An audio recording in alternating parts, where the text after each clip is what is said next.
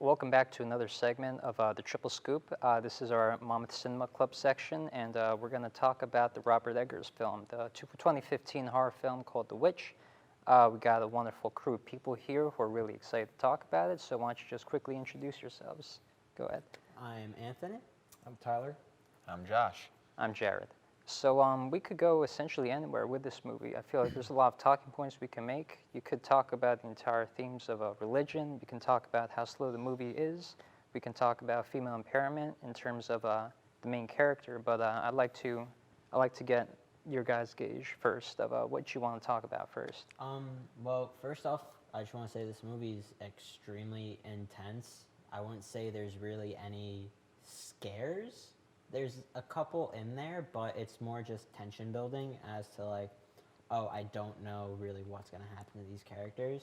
And even though like we don't get too much of the characters, well, I mean we do, but like you just care for them in a sense, even though it's like they're from the 1600s, colonial times. They should be like the most unrelatable people ever, but you kind of care just because they're put in like these situations where you really don't know what's gonna happen.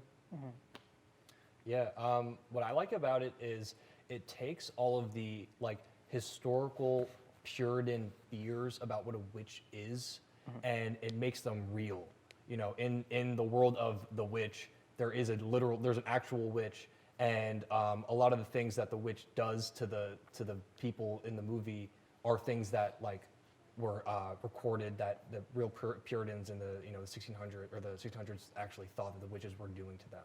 Yeah. And just overall, like the atmosphere of the movie is just like dripping with evil. It doesn't need big jump scares for it to be creepy. Just everything about it is just so eerie. Pure evil. Right, and I think that segues like into the concept of how devout Puritans were to religion and how any sign of devil worship or anything that could be satanic was just like completely off limits. Like as soon as the daughter was accused of being a witch by the younger children, the only one that really stood up for, I guess, was that her father? Yeah, it was her father. And even he was skeptical. He locked her up, and it just shows you it's like there was no evidence to indicate by any means, and from what we saw in the film, she wasn't until the very, very end. Yeah, the whole reason why it started was just because she was joking around trying to scare her little siblings. Like that was the whole, like that was just the point of it. And then the kids kind of blew it up saying that, oh, she's a witch, when in reality she wasn't. Yeah. Yeah, until her whole family's dead. Yeah. And she had nothing else to really go for, so then she joined the party at the very end. Yeah. They flipped ahead of the found a girl concept in horror films. Something I picked up from Matt Lawrence, so a shout out to Matt Lawrence, but no, I didn't like that. It's okay. So the found girl is essentially just the found female character who kind of survives the entire ordeal. She tends to be very non-sexually promiscuous. She tends to be the more responsible character in the movie. Right. And I found it interesting that in the way the main character was kind of forced into that position, not just because, it's just by pure circumstance, just pure of how people saw her and viewed her. It's very interesting that she didn't really want all this done to her, and she didn't really want all this murder and bloodshed, and just this pure evil that was living inside the force to come to her. But of course, just things kind of fell through. It was an inevitable, inevitable circle. Yeah, I actually like how you brought up the whole final girl concept because that's a really good point. She's not Laurie Strode from Halloween, protecting the kids and everything like that. She winds up killing her mom out of self-defense, granted, but, she resorted to things that she didn't want to do. She kind of had no choice in the matter. Yeah, and she joins the coven at the end, and it's played more of like a liberation for her, where she's finally free instead of being sold into marriage by her parents or killed by them, Yeah. Or just exiled into some other town as they were going to do with her. Yeah, and what's crazy, it's like you just look at the history. I mean, the Salem witch trials, for example, that actually happened. Yeah. And the fact that people were okay with calling out their neighbors, saying that they could be a witch, and being okay with killing them is just crazy to think that it really did happen.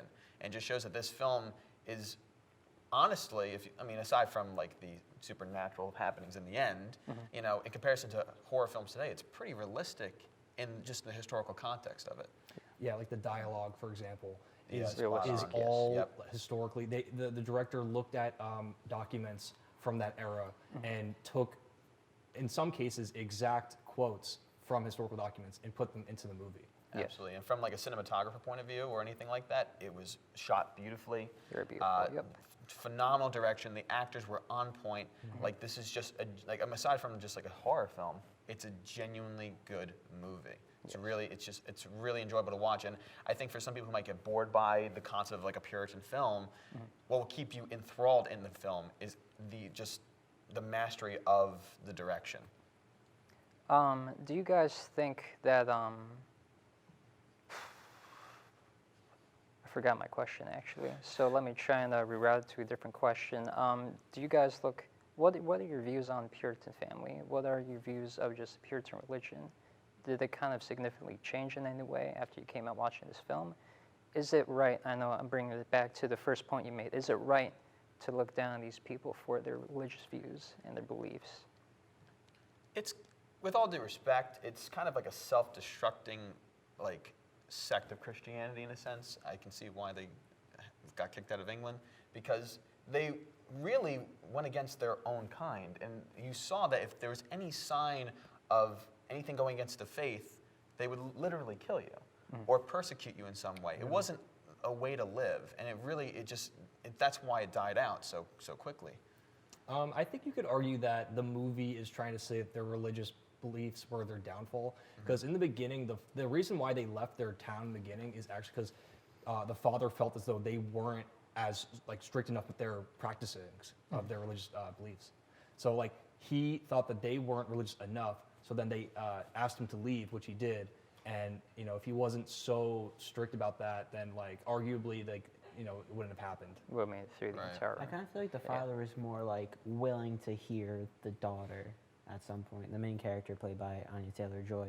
Like I feel like he was more willing to listen to her than the mother or her little siblings. Yeah. Which kind of, I don't know, it's fitting because he was kicked out for because they were kicked out for not being extremely religious, which it kind of shows that, at least in the father, where it's like, all right, no, let's listen. pull Right. It's back. like, do you Yeah, have sympathy let's- for your daughter, and you trust your daughter, who's, that's your kin, that's your livelihood in a sense, or do you follow your faith? What do you do? So there's a good, kind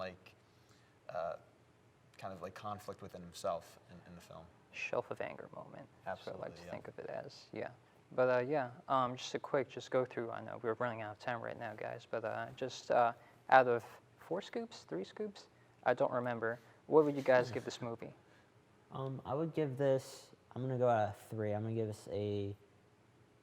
a 3 out of 3. Honestly, I really enjoyed the movie. I thought it was intense. I thought that, I actually really liked how they didn't get into any, like, really supernatural things until the very, very end. Yeah. Like, it for the most part, it's just a very grounded movie, and that's what I like about it. Absolutely. They say there's 2 big rules in film school: don't film by water and don't film with children. And this movie was brave enough to do both. And for that, I just got to give it a lot of credit. Everything. It's actually one of my favorite movies. I'm happy we're talking about it today. So I gotta give it 3 scoops. Like it's probably like it's up there with The Shining for me Okay. in terms of horror movies. I'll say as a film in general, 3, but as a horror movie, 2, just because. That's fair. Yeah. You can get It's not through the without being scariest scared. Yeah, movie. it's a Yeah. thriller. That's it, really. Absolutely. Yeah. 6 scoops with sprinkles on top, chocolate flavored. I really like this movie, and I wish I could talk more intelligently about it. But I guess it's part of the supernatural element. There's a lot that's going on. You can't really kind of put down precise thoughts or feelings. You can But theorize, again, but yeah. nothing else. I got proved wrong today. All right, guys, that was a swell segment. Thank you very much. This was the Mom Cinema segment for Triple Scoop, and have a beautiful evening.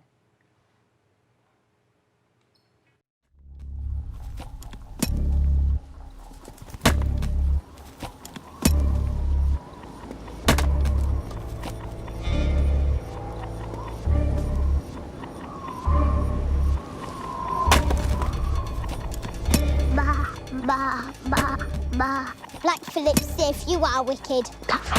Does he really speak to thee? This wilderness will not consume us. Who's there? You've cursed this family.